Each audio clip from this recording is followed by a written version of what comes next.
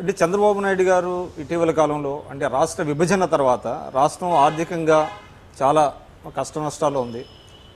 సరైనటువంటి ఆర్థిక వనరులు లేవు. ఇక్కడ మనకు పరిశ్రమలు రావాలి, పెట్టుబడులు వస్తేనే ఉపాధి అవకాశాలు అనేటువంటి దీంట్లో ఆయన చాలా సదస్సులు పెడుతున్నాడు. అంటే భూమిని కేవలం ఒక క్యాపిటల్గా చూపించి వాళ్ళ ఇన్వెస్టర్స్ని ఆకర్షించే ప్రయత్నంలో ఉన్నాడు. దాన్ని మనం ఏ విధంగా తప్పుపట్టాలంటారు? అంటే ఏ విధంగా ఇప్పుడు విభజిత రాష్ట్రం సరైనటువంటి వనరులు లేనటువంటి రాష్ట్రాలు పైకి తీసుకురావాలంటే ఇది సాధ్యం కాదంటారా? 10 లక్షల ఎకరాలు ఇప్పుడు స్వాధీనం చేసుకోవాలంటున్నాం. అంటే లక్షలాది రైతాంగాన్ని భూమి నుంచి తొలగించడం. ఇది ఇంగ్లాండ్లో ఒకప్పుడు జరిగింది. ఇది డిస్ప్లేస్మెంట్. ఇప్పుడు ఇండియాలో అలాంటి ప్రయత్నం మన రాష్ట్రంలో చంద్రబాబు చేస్తున్నాడు. ఇప్పటికే 47 SEZలో 33,000 ఎకరాలు ఖాళీగా ఉంది. చాలా భూములు ఖాళీగా ఉన్నాయి. వాటిల్లో ఇండస్ట్రీస్ పెట్టచ్చు. అందుకని వాటిల్లో ఇండస్ట్రీస్ పెట్టి ఇంకా భూమి చాలకపోతే అక్వైర్ చేస్తే ఎవరైనా అంగీకరిస్తారు. ఇప్పుడు అట్ట కాకుండా పెట్టుబడిదారుల దగ్గర డబ్బులు లేకుండా వాళ్ళు ఏంటంటే వస్తానంటే వాళ్ళకి భూములు 50 ఎకరాలు కావాల్సిన దగ్గర 100-200 ఎకరాలు ఇచ్చి ఇప్పుడు రాజధాని నిర్మాణం అన్నాడు, 33,000 ఎకరాలు తీసుకున్నాడు. రాజధాని నిర్మాణం అంటే ఏమిటి? రాష్ట్ర ప్రభుత్వ ఆఫీసులు ఉండాలా, దానికి సంబంధించినటువంటి బ్యాంకులు అవి ఉండాలి, ఆఫీసులు అవి ఉండాలి, లేదు హైకోర్టు ఉండాలి, అసెంబ్లీ ఉండాలి, సెక్రటేరియట్ ఉండాలి, ఇట్లాంటివి ఉండాలి. వాటన్నిటిని వదిలిపెట్టి యూనివర్సిటీలకి రాజధానికి సంబంధం ఏంటండి? యూనివర్సిటీలకి మన 4 ప్రైవేట్ యూనివర్సిటీలకి ఒక్కొక్క దానికి 200 ఎకరాలు 150 ఎకరాల చొప్పున ఇచ్చాడు. అంటే అవి రావాలంటే దానికి ఏదో ఒక ఆకర్షణ ఉండాలి కదా. అవును, రాజధానిలో నిర్మించాల్సిన అవసరం ఉంది. విజయవాడలో నిర్మించవచ్చు, గుంటూరులో నిర్మించవచ్చు, ఎక్కడైనా నిర్మించవచ్చు. ఇప్పుడు రాష్ట్రంలో చాలా దగ్గర ఉండే యూనివర్సిటీలు విజయవాడలో తీసుకొచ్చి రాజధానిలో ఆ 33,000 ఎకరాల్లో నిర్మించాల్సిన అవసరం ఉంది. రైతాంగాన్ని డిస్ప్లేస్ చేసి అక్కడ నిర్మించాల్సిన అవసరం ఉంది. రైతాంగం ఈరోజు రాజధాని నిర్మాణానికి ఎంత అయితే భూమి అవసరం అంత తీసుకొని నువ్వు చేసేదానికి నువ్వేమో సింగపూర్ లెవెల్లో ప్రపంచ స్థాయి రాజధాని, మనదేమో భారతదేశం అయితే భారతదేశాన్ని వదిలిపెట్టే ప్రపంచ స్థాయి అంటే ప్రపంచ స్థాయి మనకెందుకండి? మన స్థాయి మనకు కావాలా? భవిష్యత్తుకి కొంత భూమిని నువ్వు అట్టు పెట్టుకున్నా ఇంత భూమిని తీసుకొచ్చి చేయాల్సినటువంటి అవసరం లేదు. అంటే హైదరాబాద్ని ఆయన ఒక ఎగ్జాంపుల్గా చూపిస్తున్నారు కదా. ఏముంటుంది హైదరాబాదు? ఎవరికైనా బుర్రన్న వాళ్ళకి చెప్పొచ్చు. హైదరాబాదు కొన్ని 100 సంవత్సరాల్లో అభివృద్ధి అయింది. ఎప్పుడో నైజాము అంటే సైబరాబాద్ ఎస్పెషల్లీ ఎప్పుడో సైబరాబాద్ కూడా ఒకరికే ఈ పునాది లేకుండా సైబరాబాద్ లేదు. హైదరాబాద్ నగరం ఉంటే సైబరాబాద్ వచ్చింది. హైదరాబాదు పెద్ద నగరంగా ఉంటే సికింద్రాబాదు, హైదరాబాదు పెద్ద నగరంగా ఉంటే సైబరాబాద్ వచ్చింది. బోలెడన్ని ప్రభుత్వ రంగ పరిశ్రమలు వచ్చినాయి, విద్యా యూనివర్సిటీలు ఉన్నాయి. సెంట్రల్ యూనివర్సిటీ ఉంది, ఉస్మానియా యూనివర్సిటీ ఉంది, Osmania medical college, Gandhi medical, ఎన్నో సంస్థలు అక్కడ కేంద్ర రాష్ట్ర ప్రభుత్వాల సంస్థలు ఎప్పటి నుంచో కొన్ని 100 సంవత్సరాల నుంచి అక్కడ అభివృద్ధి అయింది. ఓవర్ ది ఇయర్స్ డెవలప్ అయింది కాబట్టి ఇది సాధ్యమైంది అంటారా? అది ఇప్పుడు ఇక్కడ నువ్వు కొత్తగా చేస్తున్నావు. విజయవాడ రాజధాని అన్నావు. విజయవాడ పక్కన నీకు ఎంత కావాలంత రాజధాని తీసుకొని నువ్వు రాజధాని నిర్మాణంతో నీకు ఎంప్లాయ్మెంట్ రాదు. ఎంప్లాయ్మెంట్ వచ్చేది వ్యవసాయ సంక్షోభాన్ని నివారిస్తే ఎంప్లాయ్మెంట్ వస్తుంది, లేదు కొన్ని పరిశ్రమలు వస్తే ఎంప్లాయ్మెంట్ వస్తుంది. కాబట్టి కోస్తా ప్రాంతంలో బోలెడంత భూమి ఉంది, ప్రభుత్వ భూమి. ఇప్పుడు నేను చెప్పినా కదా 47 SEZలు ఉన్నాయి. వాటన్నిటిలో నువ్వు ఇప్పుడు ఈ 47 SEZలు కాకుండా కాకినాడ SEZ ఉంది, 10,500 ఎకరాలు అది ఉంది. ఇట్లాంటివి చాలా ఉన్నాయి. వీటన్నిటిలోనూ నువ్వు పరిశ్రమలు పెట్టవచ్చు. అవన్నీ వదిలిపెట్టి నేను ప్రపంచ స్థాయి రాజధానిని 2.5 సంవత్సరాలు 3 ఏళ్ళు పూర్తిగా వస్తుంది.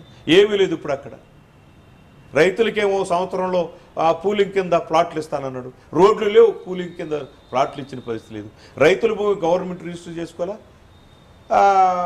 గవర్నమెంట్ ఇంటర్న్ రైతులకి రిజిస్ట్రేషన్ చేయాలా? ఏది చేయలే. అంటే ఫార్మర్స్ ఆర్ నాట్ హ్యాపీయా? ఈరోజు ఫార్మర్స్ రైతాంగం ఈరోజు చాలా తీవ్రమైనటువంటి అసంతృప్తితో రాజధాని ఏరియాలో ఉన్నారు. అదొక్కటే కాదు, ఇప్పుడు రాజధానిని వదిలిపెట్టేశాడు ముఖ్యమంత్రి. రాజధాని సింగపూర్ స్థాయి రాజధాని వదిలిపెట్టి తాత్కాలిక రాజధాని అన్నాడు, 4 బిల్డింగ్లు కట్టాడు.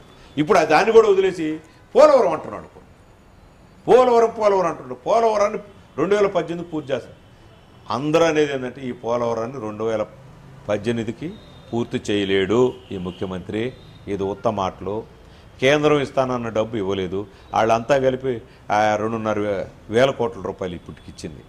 మనం ఖర్చు పెట్టిందే 4-5 వేల కోట్ల రూపాయలు ఉంది ఇప్పటికి. స్టేట్ గవర్నమెంట్ వాళ్ళు ఇచ్చింది 2,500 కోట్ల రూపాయలు ఇచ్చారు. ఇప్పుడు అది 16,000 కోట్ల రూపాయలు అని చెప్పి దాన్ని 40,000 కోట్ల రూపాయలకి పెంచారు. ఏం చేయడానికి? ప్రజల మీద ఎంత భారం వేయడానికి ఇది? అందుకని పోలవరం అనేటువంటిది కూడా సింగపూరు ప్రపంచ స్థాయి రాజధాని గతి ఏ రకంగా పట్టిందో అట్టాడిది పడుతుందని చెప్పేసి చాలామంది. కానీ అధికార పార్టీ వాదన ఎలా ఉందంటే పోలవరాన్ని రాష్ట్ర ప్రభుత్వం తీసుకోవటం వలన మనకి 100% వచ్చింది. గతంలో అయితే నేషనల్ ప్రాజెక్ట్ కింద అయితే ఓన్లీ 90% వచ్చేది.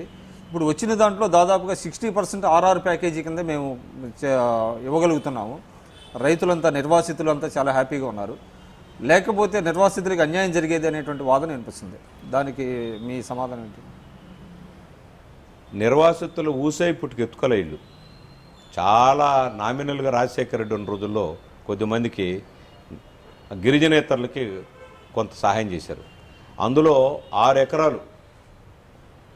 ఎకరాల కంటే ఎక్కువ ఉన్నటువంటి రైతాంగానికంతా 6 ఎకరాలకు పైబడ్డటువంటి భూమికి గిరిజనులు ట్రైబల్కి వాళ్ళకి డబ్బులు ఇవ్వడం, 6 ఎకరాల లోపల ఉన్న వాళ్ళకి భూమి ఇవ్వడం.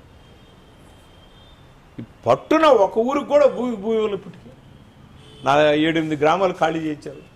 వాళ్ళకు కూడా భూమి ఇవ్వలేదు. 250 గ్రామాలు ఖాళీ చేయాలి.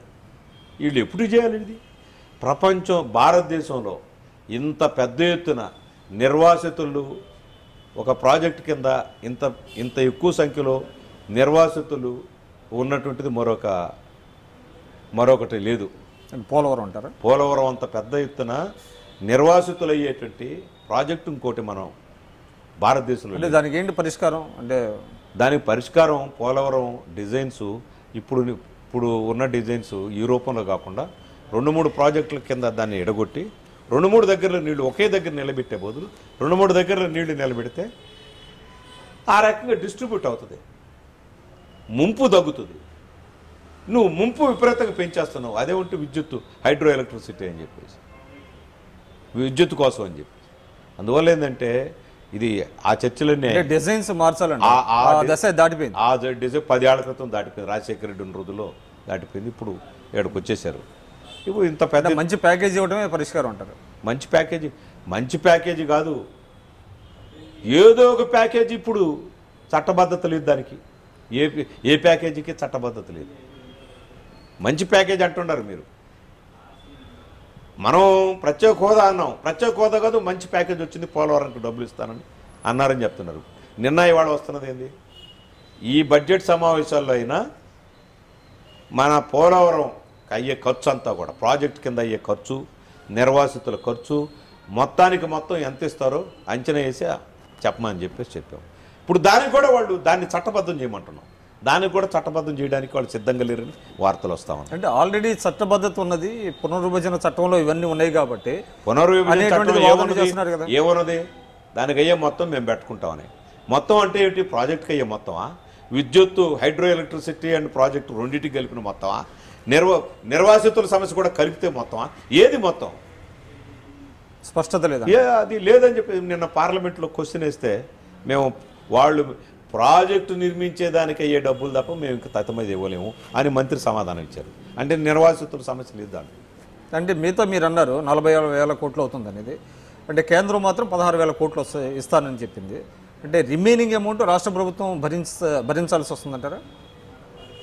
రాష్ట్ర ప్రభుత్వం ఇప్పుడున్న పరిస్థితుల్లో భరించే పరిస్థితి లేదు. పోయిన సంవత్సరం 14,000 కోట్ల రూపాయలు లోటు బడ్జెట్, ఈ సంవత్సరం 24,000 కోట్ల రూపాయలు పోతుందని చెప్పేసి నిన్న ఇవాళ పత్రికలు వస్తాం. ఈ ప్రభుత్వం ఇప్పుడు రైతాంగానికి ఇవ్వాల్సిన, చాలామందికి ఇవ్వాల్సిన డబ్బు అన్ని పెండింగ్లు ఉన్నాయి. జీవోలు ఇచ్చిన డబ్బులంతా కూడా పెండింగ్లో ఉన్నాయి. అంతా అప్పులే. ఆంధ్రప్రదేశ్ అంటే అప్పుల రాష్ట్రం అన్నట్టుగా ఉంది. వీళ్ళెప్పుడు ఆ డబ్బు పోగేయాలి, ఎప్పుడు నిర్మించాలి దాన్ని? ఇది అయ్యే పని కాదు. ఈరోజు I dream senior journalist Vikram గారు నాతో ఇంటర్వ్యూ నిర్వహించారు. ఆంధ్రప్రదేశ్లోనూ దేశంలోనూ రాజకీయ పరిణామాలు, ఇతర అనేక విషయాలు వారు ఇంటర్వ్యూలో ప్రశ్నలు అడగడం, నేను సమాధానాలు చెప్పడం జరిగింది. ఈ ఐ డ్రీమ్ మీడియా ద్వారా ఈ విషయాల్ని పరిశీలన చేసేదానికి, చూడడానికి, అధ్యయనం చేయడానికి ఇది తోడ్పడుతుందని చెప్పేసి నేను గట్టిగా నమ్ముతున్నాను.